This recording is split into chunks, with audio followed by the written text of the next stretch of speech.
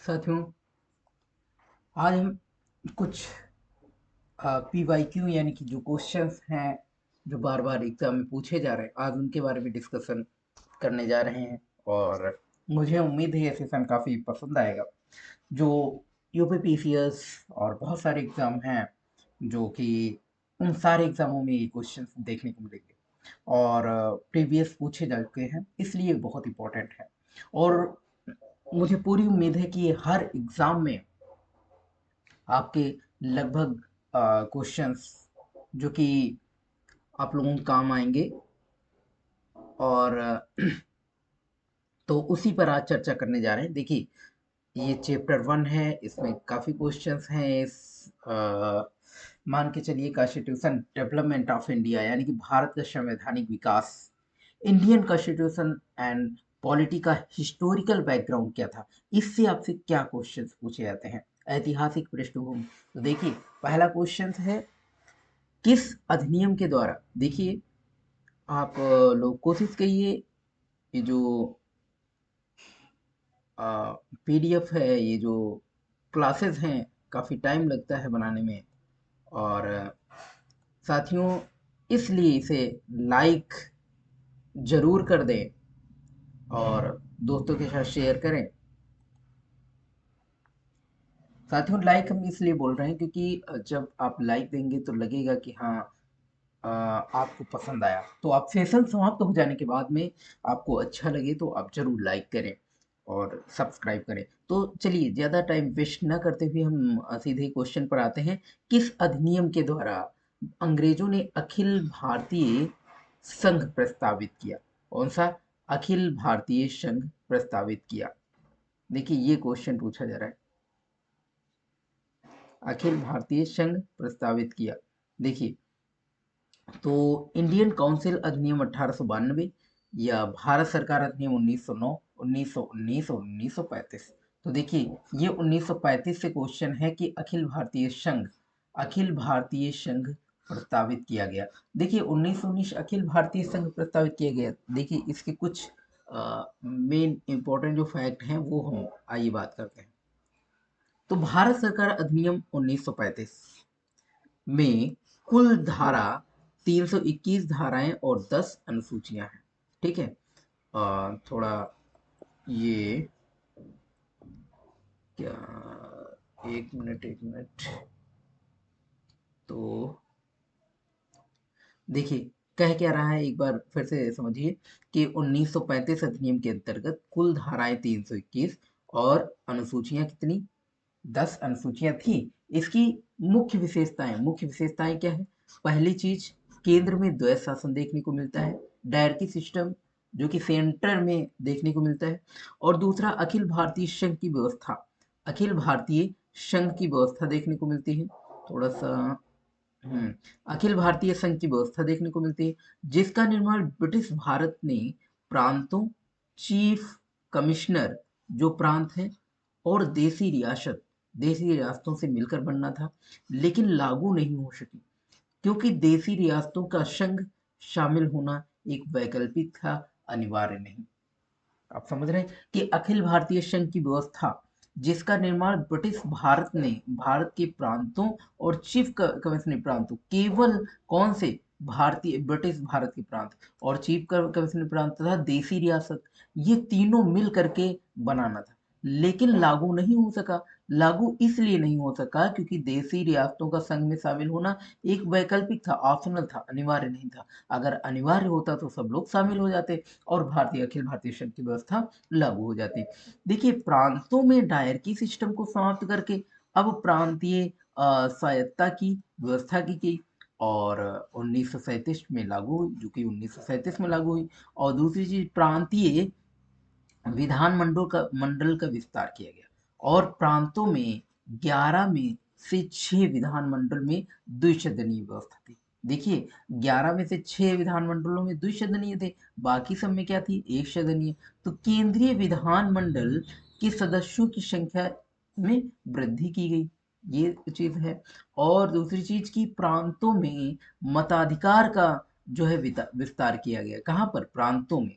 और सांप्रदायिक निर्वाचन को और बढ़ा करके इसे हरिजनों तक विस्तार कर दिया गया।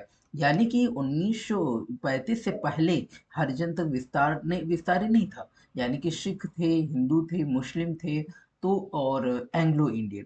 बट यहाँ पर देखने को मिला कि 1935 के बाद में 1935 में सांप्रदायिक निर्वाचन को और बढ़ा दिया गया और इसे हरिजनों तक विस्तृत कर दिया गया। देखिए, वर्मा को भारत से अलग कर दिया गया इसी अधिवेशन अधिनियम के थ्रू। और एक संघीय 1937 में एक संघीय न्यायालय और आरबीआई यानी कि रिजर्व बैंक की व्यवस्था हुई। ये भी 1935 में देखने को मिलता है।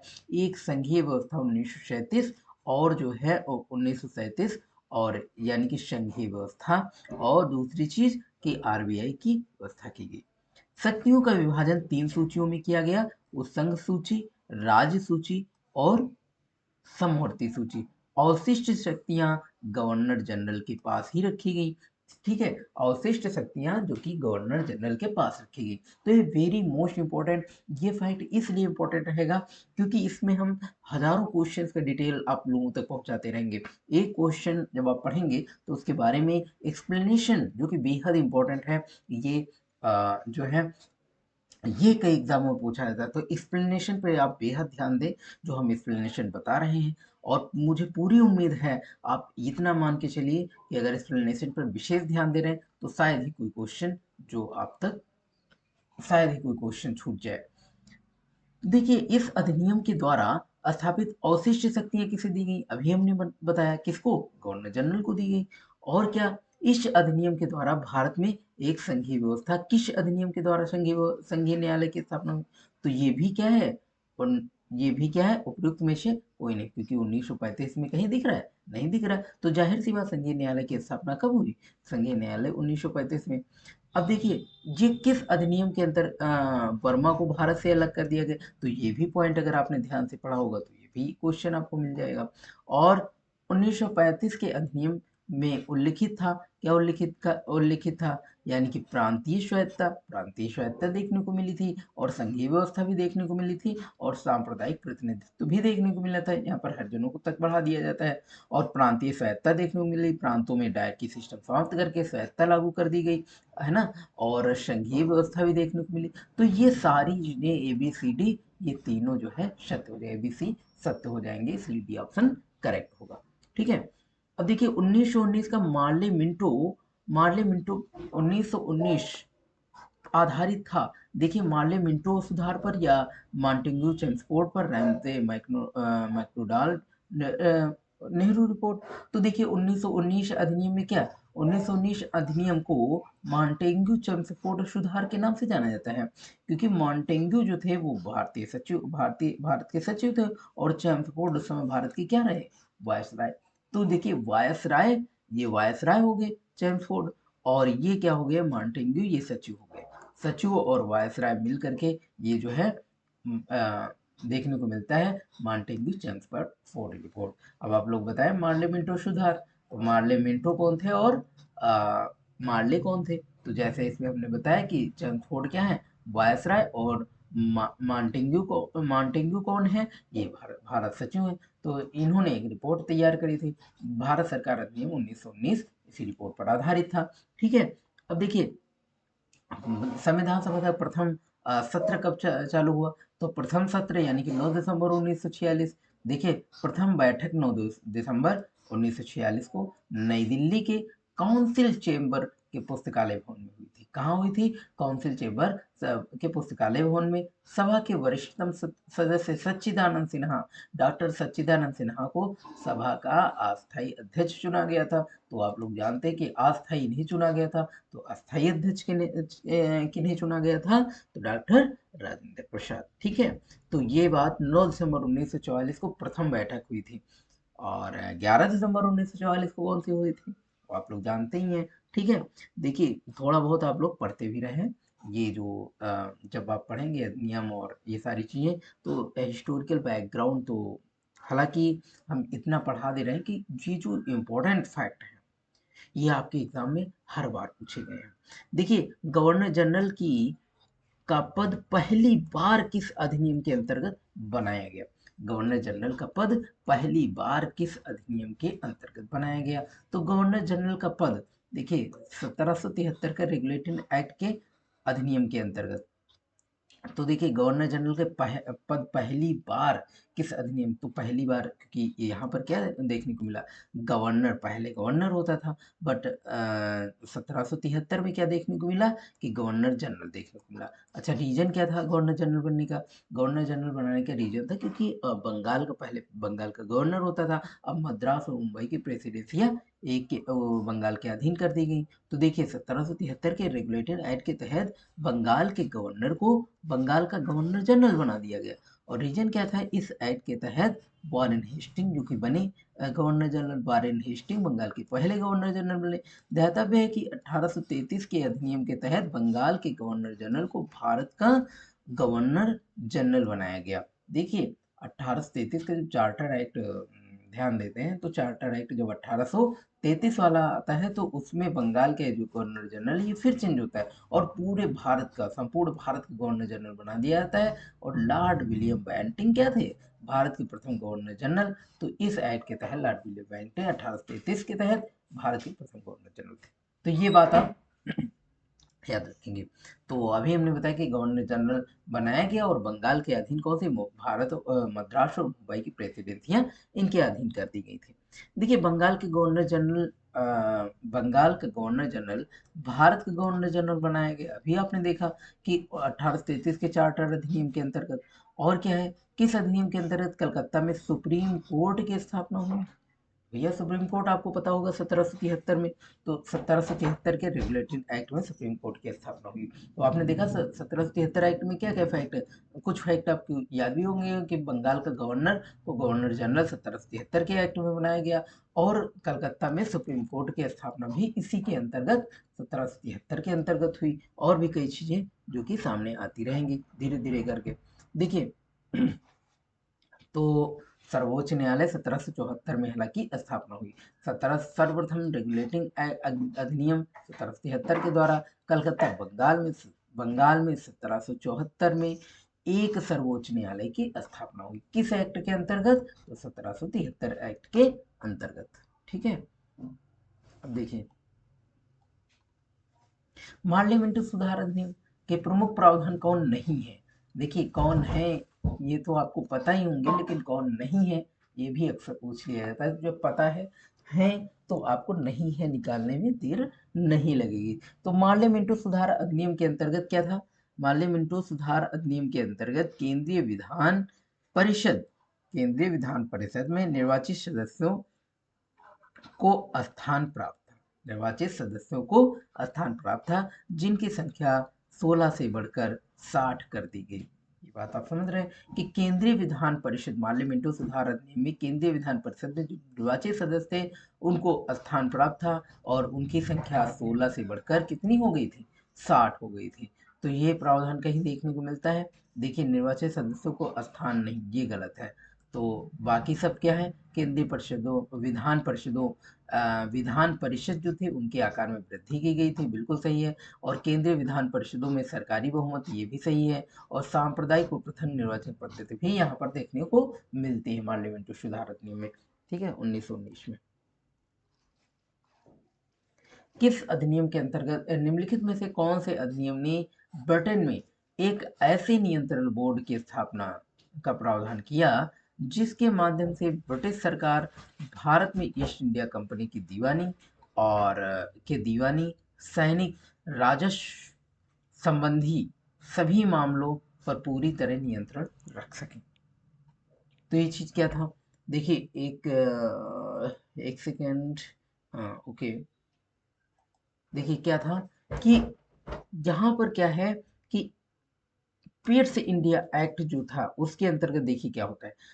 तो पीट्स इंडिया एक्ट के अंतर्गत बोर्ड ऑफ कंट्रोल की नियुक्ति की गई और नए गठन यानी कि बोर्ड ऑफ, इसके नए निकाय का गठन किया गया, बोर्ड ऑफ कंट्रोल। लेकिन ये नियंत्रण बोर्ड को ये शक्ति थी, क्या शक्ति थी, कि वो ब्रिटिश नियंत्रित भारत में सभी दीवानी और सैनिक और राजस्व गतिविधियों के का अधीक्षण व नियंत्रण कर सके। ये शक्ति प्राप्त थी पीट्स इंडिया एक्ट के अंतर्गत। पीट्स इंडिया एक्ट के अंतर्गत बोर्ड ऑफ कंट्रोल का गठन किया गया। देखिए बोर्ड ऑफ कंट्रोल का गठन किया गया और board of control BOC, board of control का गठन किया गया और इसके अंतर्गत ये अधिकार प्राप्त था कि जो भी ब्रिटिश क्षेत्र थे, जो भी ब्रिटिश क्षेत्र थे, यानी कि बोर्ड ऑफ कंट्रोल नए निकाय का गठन किया गया, जो भी वह ब्रिटिश नियंत्रित भारत, जो भी ब्रिटिश नियंत्रित भारत था, जो क्षेत्र था, उसमें दीवानी, सैनिक और राजस्व गतिविधियां जो थी उनका अधीक्षण कर सके, उन पर नियंत्रण कर सके। ठीक है। और फिर क्या है कि इस अधिनियम के प्रशासनिक सुविधा के लिए कंपनी के राजनीतिक और वाणिज्यिक कार्यों को पृथक पृथक कर दिया गया। राजनीतिक और वाणिज्यिक दोनों कार्य कंपनी के वो प्रशासनिक सुविधा के लिए पृथक पृथक कर दिया गया था, अलग अलग कर दिया गया था। तो ये चीज देखिए, किस अधिनियम के तहत सबसे पहली बार भारत में शिक्षा के लिए 1 लाख रुपए खर्च किए गए। तो जाहिर सी बात है वो कब खर्च किए गए होंगे, जब भारत में ईसाई मिशनरी आए। ईसाई मिशनरी आए, उन्होंने अपनी ईसाई धर्म को बढ़ावा दिया और शिक्षा पर, इंग्लिश शिक्षा पर भी जोर दिया।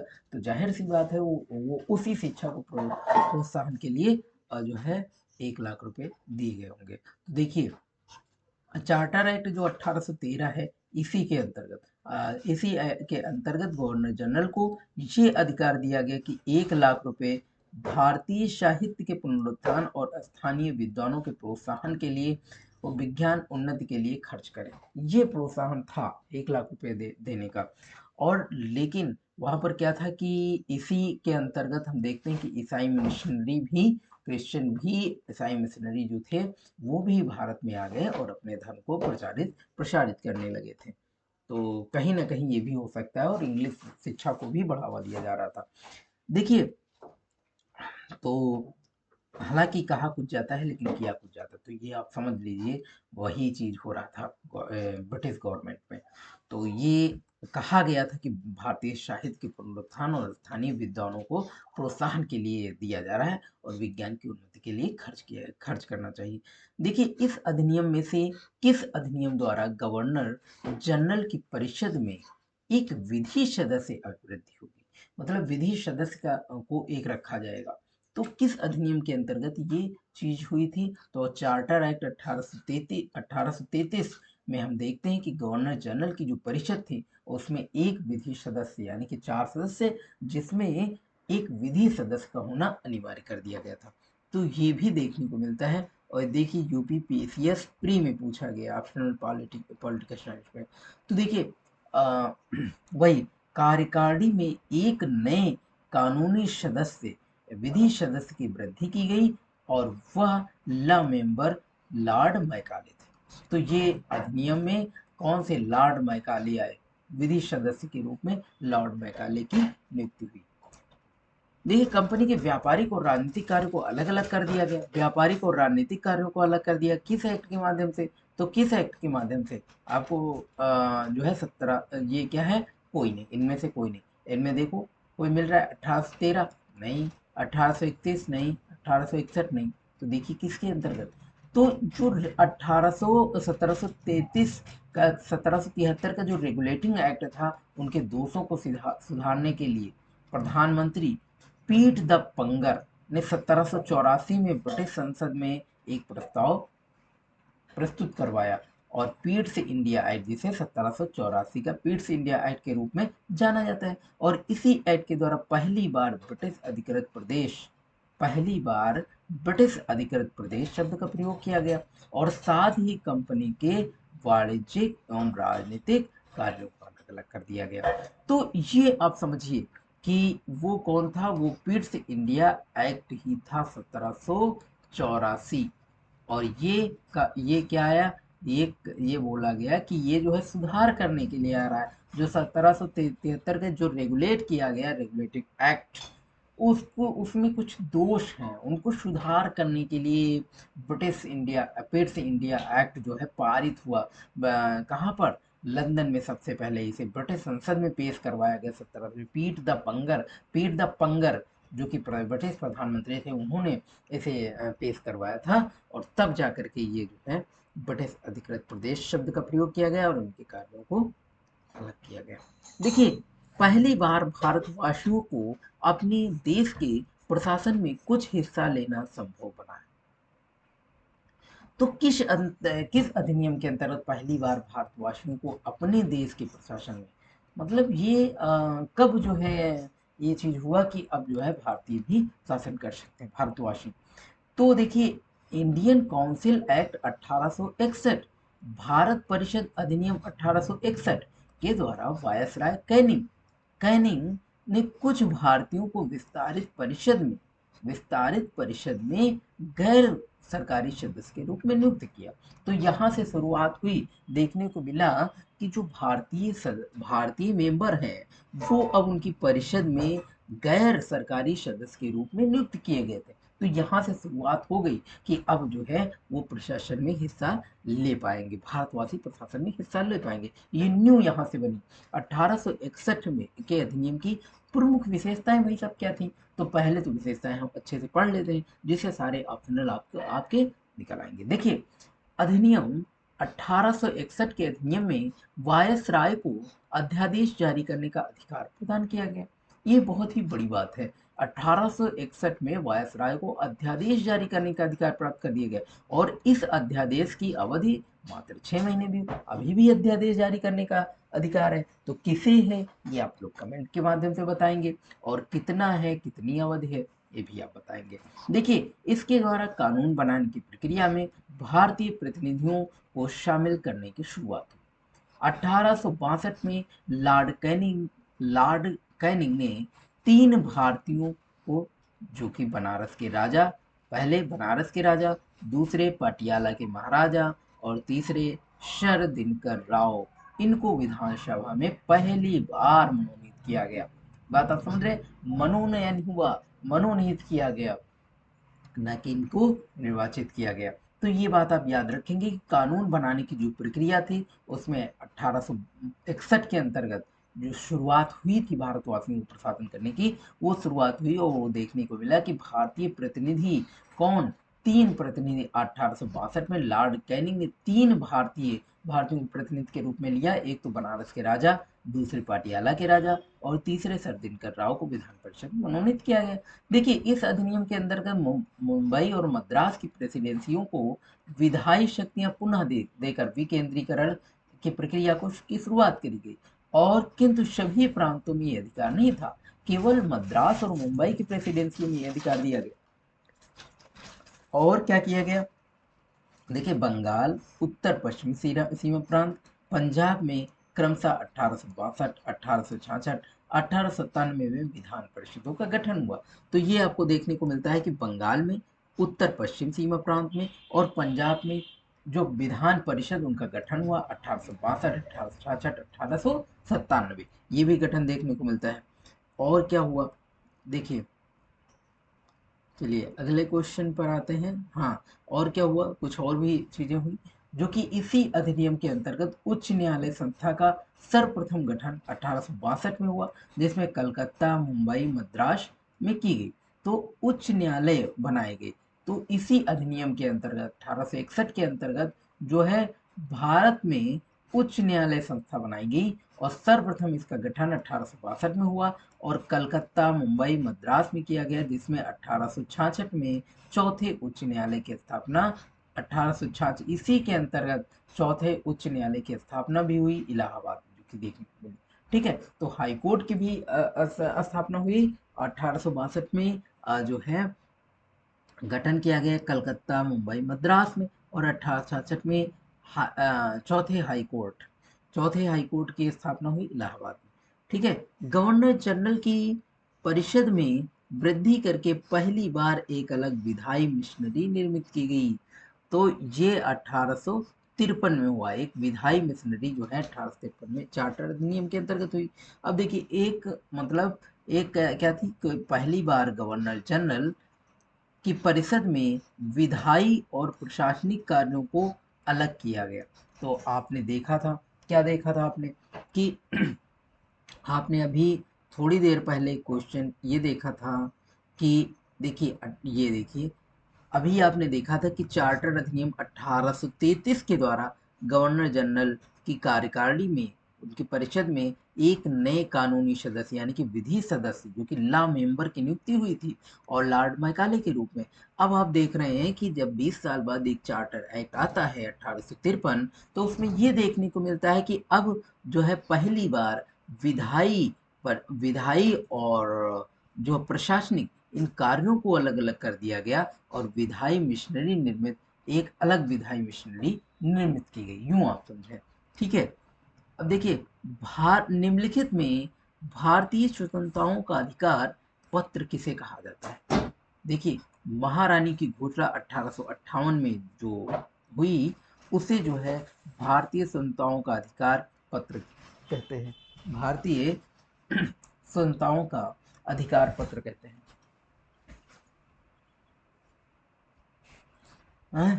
और देखिए 1858, अब इसी को 1858 में आप लोग देख लेते हैं कि जो घोषणा थी उसमें क्या था। 1858 के भारत शासन अधिनियम को भारतीय स्वतंत्रताओं का अधिकार पत्र कहा जाता है। इसके तहत भारत का शासन सीधे महारानी विक्टोरिया के अधीन चला गया। अब आप कंपनी के अधीन नहीं देखेंगे। 1858 में क्या हुआ कि महारानी विक्टोरिया के अधीन शासन हो गया भारत का, और इस अधिनियम के अंतर्गत निम्नलिखित प्रावधान थे। पहला प्रावधान था गवर्नर जनरल का पद नाम बदल करके भारत का वायसराय कर दिया गया। पहला ये था। और लॉर्ड कैनिंग को सौभाग्य प्राप्त हुआ भारत के प्रथम वायसराय बनने का, तो ये देखने को मिला। और दूसरा, एक नया पद भारत के राज्य सचिव का सृजन किया गया। तो इसी के अंतर्गत 1858 की घोषणा में था कि जो गवर्नर जनरल है उनका पद नाम बदल करके जो है भारत का वायसराय किया जाए, और लॉर्ड कैनिंग को भारत का प्रथम वायसराय बनाया गया। और इसी अधिनियम के अंतर्गत 1858 में भारत के राज्य सचिव का सृजन किया गया। इसमें भारतीय प्रशासन का संपूर्ण नियंत्रण की शक्ति निहित होगी, संपूर्ण नियंत्रण की। और तीसरी चीज ये किया गया कि जो भारत सचिव है उसकी सहायता के लिए 15 सदस्यीय परिषद का गठन किया गया, और ये एक सलाहकार समिति थी। परिषद का अध्यक्ष भारत सचिव को बनाया गया, भारत सचिव को बनाया गया। तो ये परिवर्तन आपको देखने को मिला 1858 में, ये घोषणा देखने को मिली। ठीक है। देखिए, निम्नलिखित में किस अधिनियम के द्वारा भारत में प्रतिनिधि संस्थाएं प्रथम बार प्रारंभ हुई? यानी कि प्रतिनिधि संस्थाएं पहली बार, प्रतिनिधि संस्थाएं भारत में प्रतिनिधि संस्थाएं प्रथम बार प्रारंभ हुई। तो देखिए, ये भारत परिषद अधिनियम 1861। अब देखिए, भारत परिषद अधिनियम 1861 में ही संवैधानिक विकास के दौरान क्या हुआ कि संवैधानिक विकास के दौरान संसदीय प्रणाली का सूत्रपात किया गया, सूत्रपात माना जाता है। देखिए, भारत परिषद अधिनियम 1861 से ही संवैधानिक विकास के दौरान संसदीय प्रणाली का सूत्रपात माना जाता है। ज्ञातव्य है, इस अधिनियम के द्वारा कार्यकारी परिषद में विधायी कार्यों के लिए कुछ गैर सरकारी सदस्यों के लिए स्थान सुरक्षित किया गया। यहीं से भारत में पहली बार प्रतिनिधि संस्थाओं का शुभारंभ हुआ। इस अधिनियम के अंतर्गत बंगाल, उत्तर पश्चिम सीमा प्रांत, पंजाब में 1862, 1866, 1897 में विधान परिषदों का गठन हुआ। तो 1861 में ये परिवर्तन देखने को मिला कि संसदीय प्रणाली का सूत्रपात हुआ। ठीक है। पहली चीज सूत्रपात माना जाता है संसदीय प्रणाली का। दूसरी चीज, जो कार्यकारी परिषद है उसमें विधायी कार्यों के लिए एक गैर सरकारी सदस्यों की का स्थान सुरक्षित किया गया। यहीं से भारत में पहली बार प्रतिनिधि संस्थाओं का शुभारंभ, और आपको देखने को मिलता है इसी के अंतर्गत जो है पाटियाला के महाराज और आपके बनारस के राजा और सर दिनकर राव इसी के अंतर्गत मनोनीत किए गए थे। और यानी कि भारतीय प्रतिनिधित्व को भी जो है प्रतिनिधि सभाओं में पहली बार नियुक्त किया गया। और बंगाल उत्तर पश्चिम सीमा प्रांत और पंजाब में क्रमशः विधान परिषदों का भी निर्माण हुआ, विधान परिषदों का गठन किया गया। 1862 में देखने को मिला जो है बंगाल में, और 1866 में उत्तर पश्चिम सीमा प्रांत, 1897 में पंजाब में गठन देखने को मिला। तो ये जो है वेरी इंपॉर्टेंट फैक्ट है। देखिए किस अधिनियम के अंतर्गत अंग्रेजों ने पहली बार सांप्रदायिक निर्वाचन मंडल प्रणाली का प्रारंभ हुआ।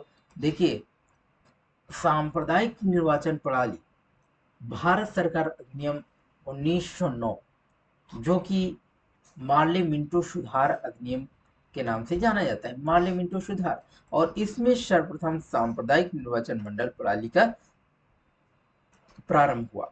तो ये आप 1909 को याद रखेंगे। देखिए 1909 में सबसे पहले सांप्रदायिक निर्वाचन मंडल प्रणाली का आरंभ हुआ। इसके बाद धीरे धीरे हम देखते हैं कि जो सांप्रदायिक निर्वाचन मंडल है ये इसका विस्तार होता है। ठीक है, अब देखिए भारत के लिए उच्चायुक्त उच्चायुक्त के पद का सृजन किया गया। किस अधिनियम के अंतर्गत उच्चायुक्त के पद का सृजन किया गया? तो देखिए 1919 अधिनियम के द्वारा लंदन में भारत के उच्चायुक्त के कार्यालय का सृजन किया गया। अब तक भारत सचिव द्वारा किए जा रहे कुछ कार्यों को उच्चायुक्त को स्थानांतरित कर दिया गया। तो इस अधिनियम के अंतर्गत देखिए कैसे 1919 का अधिनियम जो लंदन में भारत के उच्चायुक्त का कार्यालय का सृजन किया गया, पहली चीज। अब देखिए इसके अंतर्गत हुआ क्या, 1919 के अंतर्गत ये जो देखने को मिला, इसके अंतर्गत अब जो है भारत सचिव जो थे उनके द्वारा किए गए कुछ कार्यों को उच्चायुक्त तक स्थानांतरित कर दिया जाता था। तो ये चीज देखने को मिली, और इसने प्रांतों में द्वैध शासन की व्यवस्था आरंभ की। इसने प्रांतों में द्वैध शासन की व्यवस्था आरंभ करी, और इस अधिनियम के द्वारा भारत विधान परिषद के स्थान पर द्विसदनीय व्यवस्था का गठन किया गया, वो राज्य परिषद और विधानसभा। ये प्रांतों में द्वैध शासन की व्यवस्था आरंभ करी, और इस अधिनियम के अंतर्गत जो भारतीय विधान परिषद थी उनके स्थान पर अब क्या होगा, भारत विधान परिषद के स्थान पर द्विसदनीय व्यवस्था का गठन किया जाएगा। ठीक है, और वायसराय की कार्यकारी जो परिषद थी जिसमें 6 सदस्यों में से कमांडर इन चीफ को छोड़कर 3 सदस्यों का भारतीय होना आवश्यक था। यानी कि 3 सदस्य अब भारतीय रहेंगे। उनकी कार्यकारी परिषद में जो 6 सदस्य रहेंगे, 6 अंग्रेज नहीं रहेंगे, उसमें 3 भारतीय सदस्य रहेंगे। अब सांप्रदायिक इसने सांप्रदायिक आधार पर सिखों, भारतीय ईसाइयों, आंग्ल भारतीयों और यूरोपियों के लिए भी पृथक निर्वाचन के सिद्धांत को विस्तारित किया। तो ये विस्तार भी देखने को मिलता है। तो ये 1919 अधिनियम के अंतर्गत देखने को मिलता है। और ने संपत्ति इस कानून ने संपत्ति कर शिक्षा के आधार पर सीमित संख्या में लोगों को मताधिकार प्रदान किया। इसके अंतर्गत 1926 में सिविल सेवकों की भर्ती के लिए केंद्रीय लोक सेवा आयोग का गठन किया। तो सिविल सेवकों की भर्ती के लिए 1926 में इसी के अंतर्गत जो है केंद्रीय लोक सेवा आयोग का गठन किया गया, और पहली बार केंद्रीय बजट को राज्य के बजट से अलग कर दिया गया। और 27 में इसी के अंतर्गत 27 में क्या हुआ, साइमन आयोग का गठन हुआ। और 1928 में 1928 में भारत आया, और इसका कार्य 10 वर्ष बाद जांच करने के बाद, यानी कि इसका कार्य 10 वर्ष बाद जांच करने के बाद अपनी रिपोर्ट प्रस्तुत करना था, लेकिन साइमन आयोग का क्या हो गया, बहिष्कार हो गया। ठीक है, देखिए केंद्र में कौन सा एक्ट द्विसदनीय विधायिका कौन सा एक्ट द्विसदनीय विधायिका कहां पर, केंद्र में कौन सा एक्ट द्विसदनीय विधायिका लाया, तो 1919 का एक्ट अभी हमने देखा। ठीक है,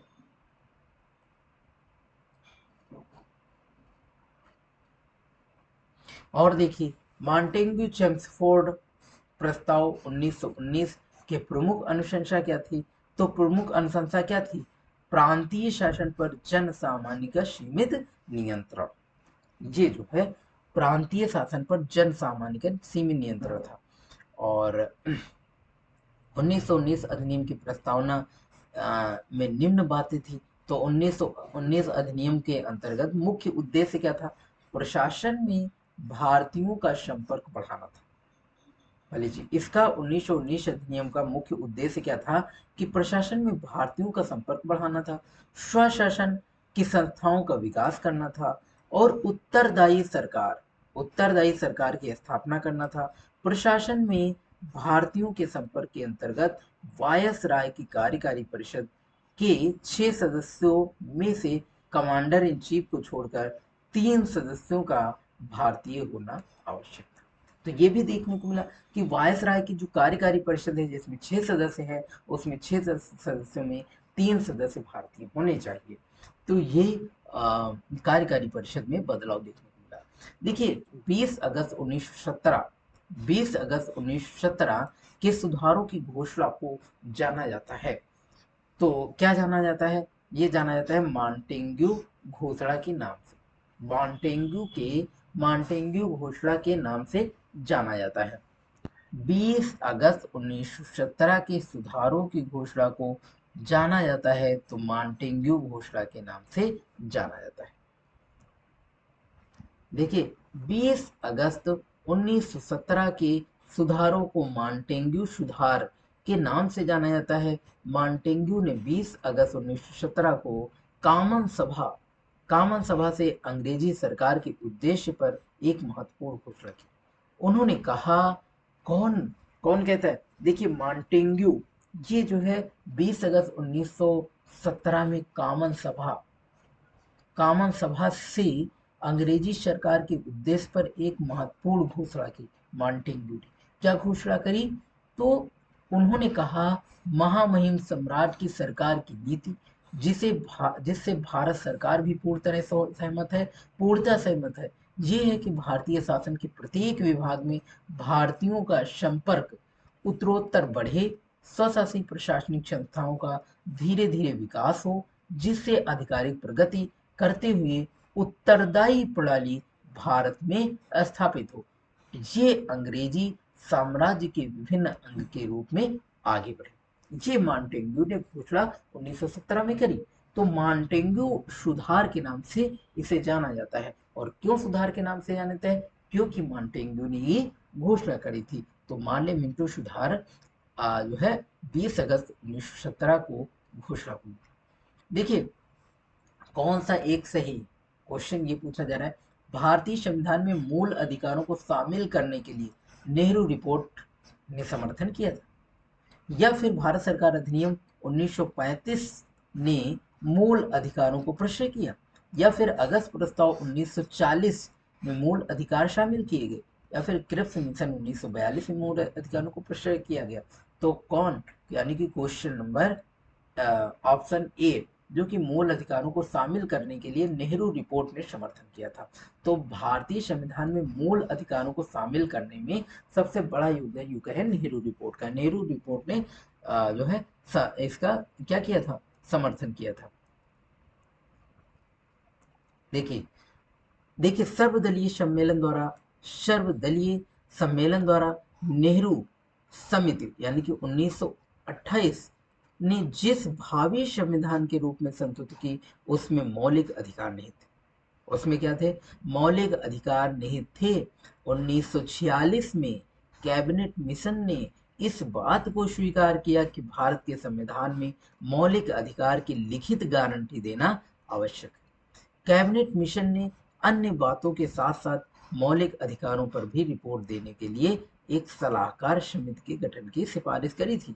तो ये बात आप याद रखेंगे कि सर्वदलीय सम्मेलन ने में नियुक्त जो नेहरू रिपोर्ट नेहरू समिति 1928 जिसने भावी संविधान के स्वरूप में की संस्तुति की और उसमें मौलिक अधिकार नहीं थे। ठीक है। 1946 में कैबिनेट मिशन ने इस बात को स्वीकार भी किया और बताया भी कि भारतीय संविधान में मौलिक अधिकारों की लिखित गारंटी देना आवश्यक है। इसलिए कैबिनेट मिशन ने अन्य बातों के साथ साथ मौलिक अधिकारों पर भी रिपोर्ट देने के लिए एक सलाहकार समिति का भी गठन किया। तो ये देखिए, भारत सरकार 1935 अधिनियम, भारत शासन 1935 1935 भारत शासन 1935 में स्वीकार किया गया महत्वपूर्ण और अस्थायी अवयव नहीं है। ये है या नहीं है? देखिए, कौन सा भारत शासन अधिनियम 1935 में स्वीकार किया हुआ महत्वपूर्ण या अस्थायी अवयव नहीं? देखिए, देश के लिए लिखित संविधान संविधान या फिर विधानमंडल के लिए निर्वाचित जवाबदेह प्रतिनिधि, एक संघ की योजना पर विचार, विधानमंडल के लिए सरकारी सदस्यों का समायोजित या नॉमिनेट किया जाना। तो क्या है देश के लिए लिखित संविधान? देखिए, देश के लिए लिखित संविधान देने का विचार सर्वप्रथम क्रिप्स मिशन में किया गया था। ठीक है। भारत सरकार अधिनियम 1935 के द्वारा भारतीय रियासतों की के लिए एक अखिल भारतीय संघ की परिकल्पना की गई थी।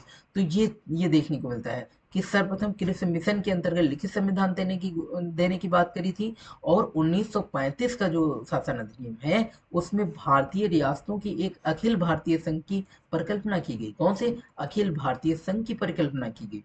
और इस अधिनियम के द्वारा प्रांतों में निर्वाचित प्रतिनिधियों द्वारा लोकप्रिय मंत्रिमंडल बनाए गए और वे विधानमंडल के प्रति उत्तरदायी थे। जो लोकप्रिय मंत्रिमंडल बनाए गए वो विधानमंडल के प्रति उत्तरदायी थे। और विधानमंडल में कुछ सरकारी सदस्यों का मनोनयन भी किया गया। इस अधिनियम की विशेषता थी। जी, इस अधिनियम की विशेषता तो 1935 में देखने को मिलता है। तो ये जो है, ये आप यूं कहें कि जो 1935 में स्वीकार हुआ कि देश के लिए एक लिखित संविधान, तो ये बिल्कुल गलत है। तो तो इसलिए ये ऑप्शन सही हो जाएगा। ठीक है, ये अवयव नहीं है। और बाकी सारी चीजें जो कि निर्वाचित और जवाबदेही एक संघ की स्थापना हुई, एक संघ की योजना पर विचार हुआ और विधानमंडल के लिए सरकारी सदस्यों का समावेशित या नॉमिनेट भी किया गया विधानमंडल के लिए। तो इस प्रकार से ये क्वेश्चन देखने को मिलता है। देखिए, गवर्नमेंट ऑफ इंडिया एक्ट 1900 यानी भारत शासन अधिनियम 1935 को किसने दास्ता का एक नया अधिकार पत्र कहा था? किसने कहा था? जवाहरलाल नेहरू ने। क्यों कहा था? देखिए, पंडित जवाहरलाल नेहरू ने इसे दास्ता का एक नया अधिकार पत्र या अनैच्छिक अप्रजातांत्रिक अराष्ट्रवादी संविधान की एक संज्ञा दी। जिन्ना ने इसे पूर्णतः सड़ा हुआ, मूल रूप से बुरा, बिल्कुल अस्वीकृत बतलाया। क्रिप्स मिशन को उत्तर तिथीय चेक क्रिप्स मिशन को पोस्ट डेटेड चेक या उत्तर तिथीय चेक की संज्ञा गांधी जी ने दी थी। तो ये बात आप याद रखेंगे, कौन किसको क्या कहा, है ना। इस अधिनियम के बारे में जवाहरलाल नेहरू ने ये कहा था कि ये दास्ता का नया अधिकार पत्र है। और जिन्ना ने क्या कहा वो भी आप याद रखेंगे कि ये पूर्णतः सड़ा हुआ, मूल रूप से बुरा, बिल्कुल अस्वीकृत बतलाया था। ठीक है, तो ये पॉइंट इंपॉर्टेंट बन जाते हैं एग्जाम की दृष्टि से। देखिए, ब्रिटिश संसद ने भारतीय संविधान अधिनियम कब पारित किया? तो ये 1947 को पारित हुआ। कब पारित हुआ भारतीय संविधान अधिनियम? 1947, जुलाई 1947 को। भारतीय संविधान विधेयक 4 जुलाई 1947 को ब्रिटिश संसद में प्रस्तुत किया गया, जिसे 18 जुलाई 1947 को पारित कर दिया गया। सम्राट के हस्ताक्षर के पश्चात उसी दिन से ये अधिनियम परिवर्तन में आया। यानी कि जो 4 जुलाई 1947 को ब्रिटिश संसद में प्रस्तुत किया गया भारत स्वतंत्रता विधेयक, उसे 18 जुलाई 1947 को पारित कर दिया गया और सम्राट के हस्ताक्षर के पश्चात उसी दिन से यह अधिनियम परिवर्तन में आ गया। तो स्वतंत्रता अधिनियम कब पारित किया गया? तो जुलाई 1947 में पारित किया गया। ठीक है, संविधान के वृहद होने के क्या कारण है? तो संविधान के वृहद होने के क्या कारण है? तो ये आप देखेंगे संविधान के वृहद होने के क्या कारण। देखिए, इसका रीजन क्या है? जो इसका रीजन यानी कि संविधान के वृहद होने के क्या कारण है? तो संविधान के वृहद होने में किसी एक कारण को मानना युक्तिसंगत नहीं है, क्योंकि विभिन्न देशों के संविधानों से प्राप्त अनुभव, अनेक प्रावधानों की स्पष्टता के लिए विस्तृत प्रशासकीय निरूपण, देश की विशालता और जटिल समस्याओं के निराकरण के लिए विस्तृत प्रावधानों का उल्लेख, संघ इकाइयों के लिए अलग अलग संविधान न होकर के एक ही संविधान होना है। ठीक है, इसका ये कारण मेन हो सकता है कि कोई एक विशेष कारण नहीं, लेकिन ये कारण हो सकता है कि उनके जो जटिल समस्याएं हैं, देश की विशालता है, उसके अंतर्गत जो विस्तृत प्रावधान है, उसके अंतर्गत संघ और इकाइयों के लिए अलग अलग संविधान नहीं है, वो एक ही संविधान का होना है। और यही कारण विश्व का सबसे विशाल संविधान बनाता है। जवाहरलाल नेहरू के नेतृत्व में अंतरिम सरकार का गठन कब हुआ? देखिए, अंतरिम सरकार का गठन सितंबर 1946 में हुआ। 2 सितंबर 1946 को पंडित जवाहरलाल नेहरू की अध्यक्षता में अंतरिम सरकार का गठन किया गया। इसमें प्रारंभ में मुस्लिम लीग शामिल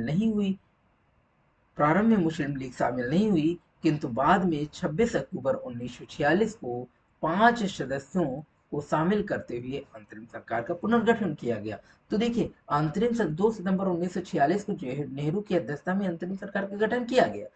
इसमें प्रारंभ में मुस्लिम लीग तो शामिल नहीं, लेकिन बाद में हम देखते हैं कि 26 अक्टूबर 1946 को, देखिए सितंबर 1946 में गठन किया गया, लेकिन बाद में हम देखते हैं 26 अक्टूबर 1946 को 5 सदस्यों को शामिल किया गया, मुस्लिम लीग के 5 सदस्यों को शामिल किया गया और पूर्णतः जो है अंतरिम सरकार का पुनर्गठन किया गया। तो आगे क्वेश्चन हम डिस्कशन करेंगे। आज के लिए यहाँ तक ही, और ये रेगुलर चलता रहेगा। साथियों, बहुत बहुत धन्यवाद।